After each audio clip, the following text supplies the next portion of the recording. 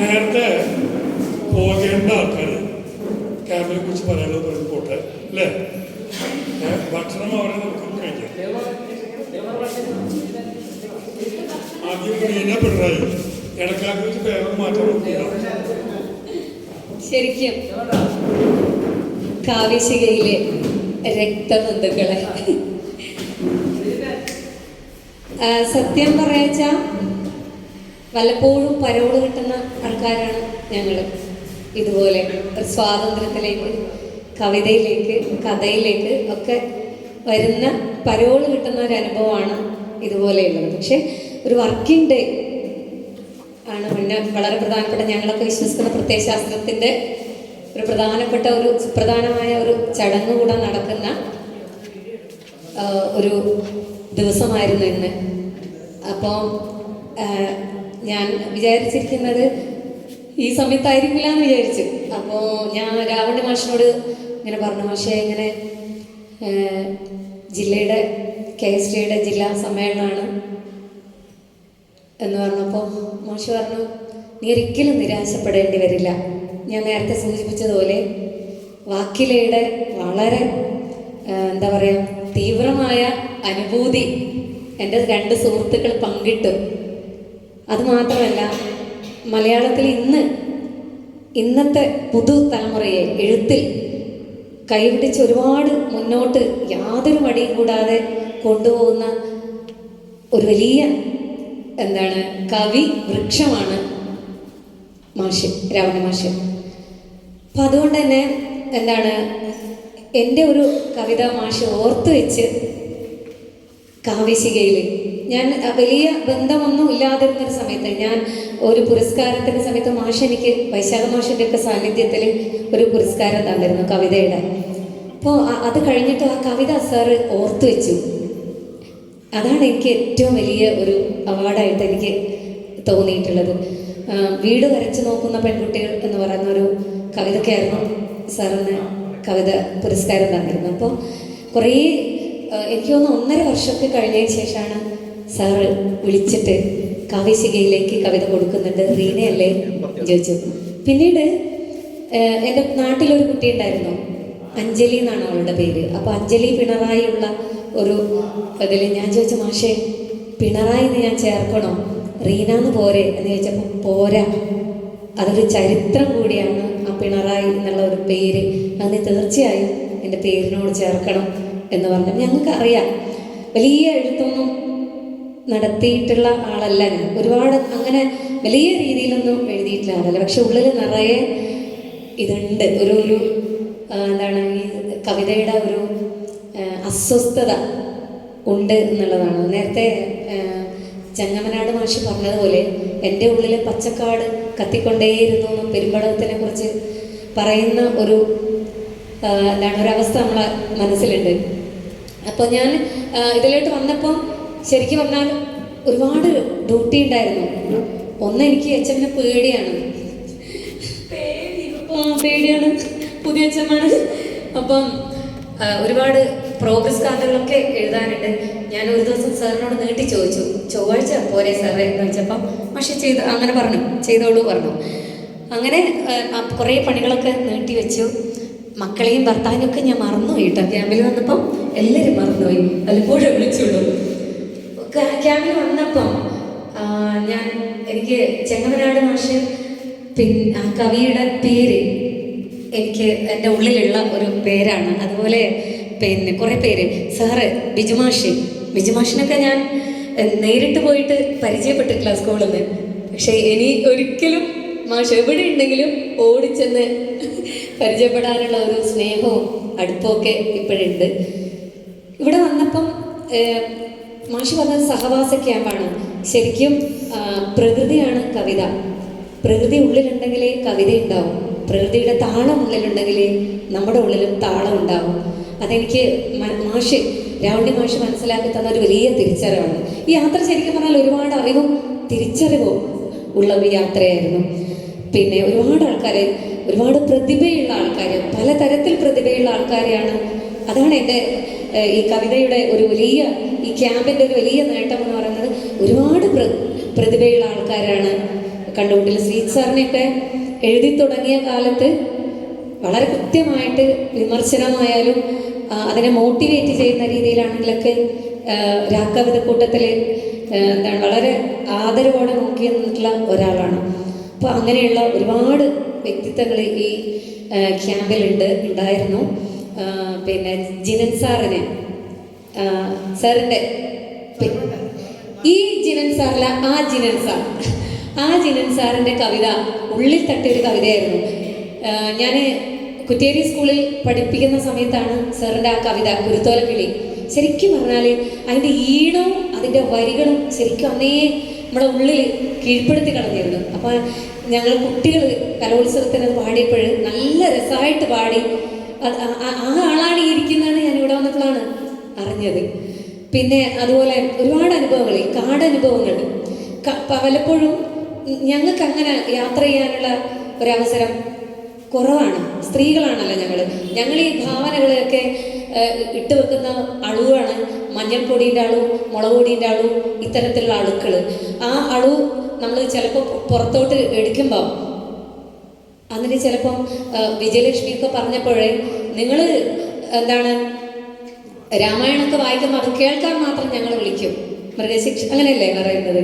അപ്പോൾ അത് കേൾക്കാനുള്ള ആൾക്കാർ മാത്രം എഴുതാൻ ശ്രമിക്കുമ്പോഴത്തേക്കും ആ കാര്യങ്ങൾ ചിലപ്പോൾ വിട്ടുപോയിട്ടുണ്ടാവും, പറന്നു പോയിട്ടുണ്ടാവും. പക്ഷേ പുരുഷനാണെങ്കിൽ അത് വേഗം എഴുതിയത്. ഞങ്ങൾ അരയ്ക്കുമ്പോഴും ദോശ ചുടുമ്പോഴും മൾട്ടിപ്പിൾ ഇൻ്റലിജൻസ് ഉള്ള ആൾക്കാരായതുകൊണ്ട് ആ കവിതകളൊക്കെ ഉള്ളിൽ സൂക്ഷിച്ചു വെച്ചാൽ ചിലപ്പോൾ സമയം ഉള്ളപ്പം അത് ഈ ഉദ്ഘാടനത്തെ കുറിച്ച് തന്നെ പറഞ്ഞാൽ ഞാൻ ശരിക്കും ആദ്യമായിട്ടാണ് കേട്ടോ ഒരു സയൻറ്റിസ്റ്റിനെ, ഇത്ര ജനകീയനായിട്ടുള്ള ഒരു സയൻറ്റിസ്റ്റിനെ ഞാൻ ആദ്യമായിട്ടാണ്. അദ്ദേഹത്തിൻ്റെ ചിരി തന്നെ കണ്ടാൽ മതി അല്ലേ, എത്ര ലൈവായിട്ടാണ് ഒരു സയൻറ്റിസ്റ്റ് സംസാരിക്കുന്നത്. പക്ഷെ വളരെ സൂത്രശാലിയാണ് കേട്ടോ, വളരെ കൃത്യമായിട്ട് രാഷ്ട്രീയവും അതിനകത്ത് ഊറിച്ചിരിയോടെ പറഞ്ഞു. ഇന്നത്തെ സമകാലീന രാഷ്ട്രീയത്തെ വളരെ കൃത്യമായിട്ട് ആ ചിരിയിലൂടെയും അദ്ദേഹത്തിന് സംസാരിക്കാനുള്ള കാര്യങ്ങളിലൂടെയൊക്കെ ഞങ്ങളുടെ ഉള്ളിൽ എത്തിച്ചിട്ടുണ്ട്. അപ്പം എന്താണ് പ്രകൃതി, പിന്നെ കേട്ട കഥകളൊക്കെ ഈ വരുന്ന യാത്രക്കിടയിലുണ്ടല്ലോ, യാത്രയിൽ ശരിക്കും ഞാൻ പറഞ്ഞപ്പോൾ എൻ്റെ ഉള്ളിൽ മധു ശരിക്കും എൻഡോസൾഫാൻ ദുരിതത്തെക്കുറിച്ച് എഴുതിയ മാഷിനെ കുറിച്ചും ഞങ്ങളുടെ അഭ്യാസക മാഷിനെ കുറിച്ചാണ് ഉള്ളിലുണ്ടായിരുന്നത്. പക്ഷേ ഇവിടുത്തെ ഈ യാത്രയിൽ ഞങ്ങൾക്ക് കിട്ടിയ കഥകൾ, ഓരോ നാടും കഥ പോക്കുന്ന നാടാണ്, ഓരോ മനുഷ്യനും കഥ പോക്കുന്ന മനസ്സുള്ള ആളാണെന്ന് ഹരീഷ് പറഞ്ഞിട്ടുണ്ട്. അപ്പം ഇവിടെ വന്നപ്പോൾ ആ കഥകൾ എന്താണ് കഥയൊന്ന് മാറി മറിഞ്ഞു. ഇങ്ങനെയാണോ മധുവിൻ്റെ കഥയുടെ അടരുകൾ മാറി മറയുന്നത് ശരിക്കും ആ യാത്രയിൽ ഞങ്ങൾ അറിഞ്ഞു. ആ യാത്രയിൽ ഓരോ വ്യക്തിയും എന്നേക്കാൾ വളരെ സൂക്ഷ്മമായ നിരീക്ഷണം നടത്തുന്ന ആളാണ് നിഷ. അപ്പോൾ ഞങ്ങൾ അത് അവരുടെ ഉള്ളിൽ നിന്ന് ചകഞ്ഞെടുക്കാൻ, ഒരുപക്ഷെ ഞാൻ മധുവിനെ സപ്പോർട്ട് ചെയ്യുന്ന ആളും ആ മധുവിൻ്റെ ആ നിൽപ്പ് ഉള്ളിലൊരു വേദന ഉള്ളത് കൊണ്ട്, കാരണം കേട്ട കഥകൾ, പറഞ്ഞ കഥകൾ പറഞ്ഞ ആളോട് ഒരിത്തിരി തർക്കിക്കാനൊക്കെ ഞാൻ ആ ഇരുട്ടിൽ ഞാൻ ശ്രമിച്ചു, പക്ഷെ വിട്ടിട്ടുണ്ടാവും. പക്ഷേ എന്താണ് കഥ മറ്റൊരു രീതിയിൽ മാറി മറയുന്നത് ശരിക്കും ഞങ്ങൾ അറിഞ്ഞു. പിന്നെ അതുപോലെ എന്താണ് ഇവിടെ വന്നതിന് ശേഷം ഒരു രാവണി മാഷിങ്ങനെ കൈ ചേർത്ത് പിടിച്ചു. അതൊക്കെ മതി ഞങ്ങൾക്ക് ഈ ക്യാമ്പിൽ. പരിസ്ഥിതി സഹവാസം എന്നൊക്കെ പറഞ്ഞാൽ അതാണ് അംബികേച്ചി അല്ലേ, ഒരുപോലെ ഒരു മരത്തിൻ്റെ നിഴല് പോലെ അല്ല, എന്താണ് ഒരു നാണയത്തിൻ്റെ ഇരുവശം പോലെ ഒരു രാത്രിയുടെ കൂടെ എന്താണ് എപ്പോഴും കൂടെ നടക്കുന്ന അംബികേച്ചി. അങ്ങനെ ഒരുപാട് സ്നേഹങ്ങളുള്ള ആൾക്കാരെ ഇവിടെ കണ്ടുമുട്ടി. ഒരുപാട് സ്പാർക്ക് എൻ്റെ ഉള്ളിലുണ്ടായിട്ടുണ്ട്. സാഹിത്യം കുറച്ചും കൂടെ ഡെഡിക്കേറ്റഡ് ആയിട്ട് കാണേണ്ട ഒരു കാര്യമാണ്. വളരെ മത്സരബുദ്ധിയോ സ്വാർത്ഥതയോ, നേരത്തെ സാർ പറഞ്ഞു പ്രതിബദ്ധത, ബിജുമാഷ് അതിനെ ആവർത്തിച്ച് പറഞ്ഞു. നമ്മൾ ചരിത്രബോധമുള്ളവരായിരിക്കുക എന്നുള്ളതാണ് ഏറ്റവും പ്രധാനം. ആ ചരിത്രബോധം ഉണ്ടായിരിക്കുമ്പോൾ തന്നെ പ്രതിബദ്ധതയും കൂടി ഉണ്ടായിരിക്കുക എന്നുള്ളത് വളരെ പ്രധാനമാണ്. നമ്മൾ ജീവിച്ചിരിക്കുന്ന കാലഘട്ടത്തോട് നമ്മൾ നീതി പുലർത്തേണ്ടതും അതുപോലെ സമരസപ്പെട്ട് പോകാതെ അതിനെ എന്താണ് പ്രതിഷേധിക്കുകയും ചെയ്യേണ്ട ആവശ്യകത നമുക്കുണ്ട് എന്നാണ് ഈ കാലഘട്ടത്തെ മുൻനിർത്തി നമ്മൾ മനസ്സിലാക്കേണ്ടത്. കവികൾ നേരത്തെ സജീവ് സാർ പറഞ്ഞതുപോലെ, സാർ പറഞ്ഞിട്ടുണ്ട് എനിക്ക് നിങ്ങളോട് അസൂയാണെന്ന്. കാരണം ഏത് ഹിറ്റ്ലറിന് പോലും ഭയത്തിനേക്കാൾ ഭയമുണ്ടായിരുന്നത് എഴുത്ത് കൈകാര്യം ചെയ്യുന്നവരാണ് ആയിരുന്നു എന്ന് കേട്ടിട്ടുണ്ട്. ഹിറ്റ്ലറിന് ഭയമായിരുന്നു. അപ്പോൾ ശരിക്കും പറഞ്ഞാൽ നമ്മൾ എഴുത്തിനെ ഭയപ്പെടുന്നവരാണ്. സത്യത്തെ തുറന്നു പറയുമ്പോൾ, രാജാവ് നഗ്നനാണെന്ന് തുറന്നു പറയുമ്പോൾ ഭയപ്പെടുന്നവരാണ് ഭരണാധികാരികൾ. അവരെ ഭയപ്പെടുത്താൻ മാത്രമല്ല, ഈ സത്യം പറയുന്ന തത്തകളായി മാറാൻ നമുക്ക് ഈ ക്യാമ്പ് കൊണ്ട് കഴിയേണ്ടതുണ്ട് എന്നാണ് ഞാൻ വിചാരിക്കുന്നത്. ഒരുപാട് പ്രതിഭകൾ അടങ്ങിയിട്ടുള്ള, എനിക്ക് തോന്നുന്നു ഏറ്റവും സാർത്ഥകമായ ക്യാമ്പിൻ്റെ ഒരു മുഹൂർത്തം എന്ന് പറയുന്നത് ഈ കവിതകളെ വളരെ ക്ഷമയോടെ, രാവണി മാഷ സൂചിപ്പിച്ചു, വളരെ ക്ഷമയോടെ ഈ കവികൾ വിലയിരുത്തി സംസാരിച്ചത് മറ്റൊരു കവിതയായി മാറുന്ന ഒരു ഘട്ടം നമ്മളവിടെ കണ്ടു. ഒരു കവിതയെ ഇഴകീറി പലപ്പോഴും കേട്ട കവിതയുടെ അടിസ്ഥാനത്തിൽ ശരിക്കും വിലയിരുത്തൽ നടത്താൻ വളരെ പ്രയാസമാണ്. കവിത സ്വകാര്യമായി വായിച്ച് ആസ്വദിക്കുന്ന ഒരു തലം കവിതയ്ക്കുണ്ട് എന്നാണ് ഞാൻ വിചാരിക്കുന്നത്. അപ്പോൾ അത്രയും വളരെ രസകരമായിട്ടും എന്നാൽ വേദനിപ്പിക്കാതെ ഞാൻ വളരെ ശ്രദ്ധിച്ചു. അത് ഒരു തരി പോലും വേദനിപ്പിക്കാതെ എന്നാൽ വളരെ കൃത്യമായിട്ട് അതിൻ്റെ പരിമിതികൾ ചൂണ്ടിക്കാണിക്കുകയും ചെയ്തിട്ടുള്ള ഒരു ജഡ്ജ്മെൻറ്റ്, അത് വളരെ എനിക്ക് ഹൃദയത്തിൽ തൊട്ട ഒരനുഭവമായിട്ട് മാറി. പിന്നെ വലിയ കവികളൊക്കെ ഉള്ളിൽ ഏറ്റവും എളിമ സൂക്ഷിക്കുന്നവരാണ് എന്ന് നമുക്ക് ഇവിടെ ഇവരൊക്കെ കണ്ടപ്പോഴാണ് അല്ലേ, ഇന്ന് നിങ്ങൾക്ക് കിട്ടാത്തൊരു സൗഭാഗ്യം ഞങ്ങൾക്ക് കിട്ടി. എന്താണെന്ന് പറയട്ടെ, ഞങ്ങളിന്ന് ഭവാനിപ്പുഴയുടെ തീരത്ത് അനൗദ്യോഗികമായി ഒരു കാവ്യാത്മകമായ യാത്ര നടത്തി. അതിന് മുൻനിരയിൽ നിന്നാണ് നമ്മുടെ ഡോക്ടർ ബിജു ബാലകൃഷ്ണൻ സാറാണ്. ഒരുപാട് കാര്യങ്ങൾ പറഞ്ഞു. മനസ്സിലേക്ക് ഇന്നലെ നടത്തിയ ഒരു യാത്ര, അതിൻ്റെ മറുപുറം എന്ന രീതിയിൽ ഞാൻ എന്നെ കണ്ടെടുത്ത ഒരു യാത്രയായിരുന്നു ബിജു സാറിൻ്റെ കൂടെ. സാറിൻ്റെ മൊഴി എന്ന് പറയുന്ന കവിത ആ ഭവാനിപ്പുഴയുടെ തീരത്തിരുന്ന് ചൊല്ലിയപ്പോൾ അക്ഷരാർത്ഥത്തിൽ എനിക്ക് രോമാഞ്ചം വന്നു പോയി കേട്ടോ, രോമാഞ്ചം വന്നു പോയി. അത്ര രസകരമായിട്ടുള്ള ഒരുപാട് നന്ദി സാർ. അതുപോലെ ഞങ്ങൾ പിൻബെഞ്ചുകാരാണ്. ഞാനൊക്കെ സദാ ഒരുപാട് ദാരിദ്ര്യം അനുഭവിച്ച് ഒരു വലിയ ഒരു സ്കൂൾ തുടങ്ങേണ്ട ആൾക്കാരൊക്കെ എൻ്റെ വീട്ടിലുണ്ടായിരുന്നു.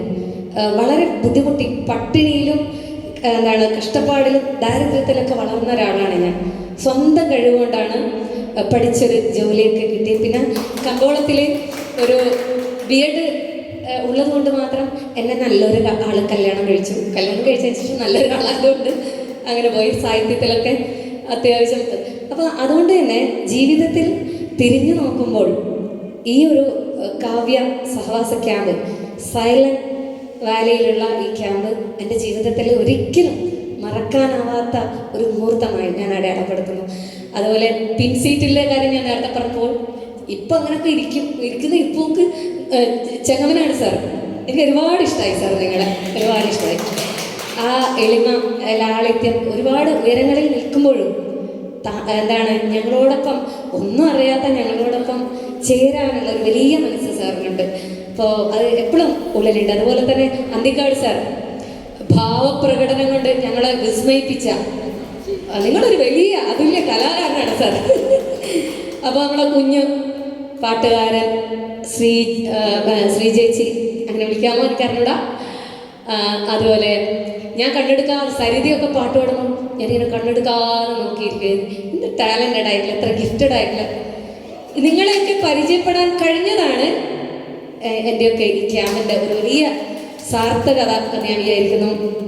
അതുപോലെ ഒരുപാട് സുധീഷ് സഖാവിനെ പേരിൽ തന്നെ എനിക്ക് അഭിമാനമുണ്ട്, ഞാനൊരു സഖാവാണെന്ന് പറയാം.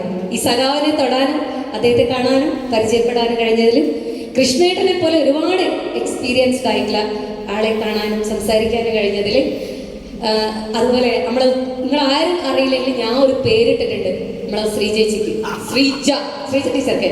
ഉമ്മാച്ചു, ക്യാമ്പിന്റെ ഉമ്മാച്ചാണ് ശ്രീജ ടീച്ചർ.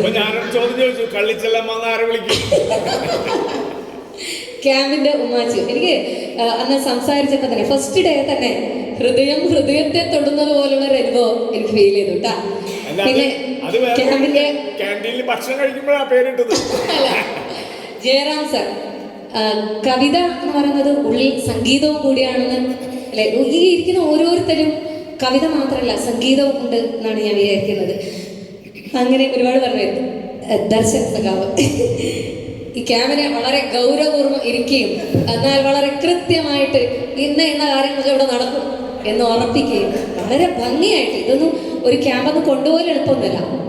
അപ്പം ദർശന ടീച്ചർക്കും എല്ലാവർക്കും ഹൃദയത്തിൻ്റെ ഭാഷയിൽ നന്ദി പറയുന്നു. ഇനി ഒരു കാലത്ത് ഞാൻ ഈ ക്യാമ്പ് മറക്കില്ല, നിങ്ങളെയും മറക്കില്ല. ലൈറ്റ് ആൻഡ് സൗണ്ട് തന്ന ചേട്ടൻ, അതുപോലെ എന്താണ് മറ്റേ ചേട്ടൻ, എല്ലാവരും ഡ്രൈവർമാർ, നമ്മളെ കൂടെ വന്ന ഡ്രൈവർമാരൊക്കെ മാക്സിമം യൂട്ടിലൈസ് ചെയ്തിട്ടുണ്ട് എല്ലാവരും. Okay, thank you all.